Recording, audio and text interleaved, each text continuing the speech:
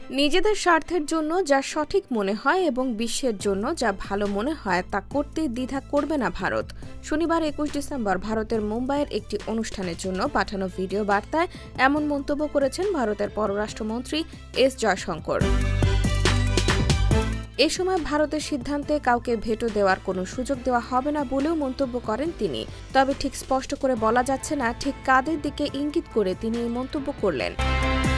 তিনি বলেন, স্বাধীনতাকে কখনোই নিরপেক্ষতার সাথে গুলিয়ে ফেলা উচিত নয়। আমরা আমাদের জাতীয় স্বার্থে ও বৈশ্বিক মঙ্গলের জন্য যা যা সঠিক তা করব, আর তা করতে গিয়ে কিছু মেনে নিতেও ভয় পাব না। আর ভারত কখনোই তার পছন্দের উপর অন্যদের ভেটো দেওয়ার সুযোগ দেবে না। তার ভাষ্য, ভারত আজ একটি গুরুত্বপূর্ণ সন্ধিক্ষণে দাঁড়িয়ে রয়েছে।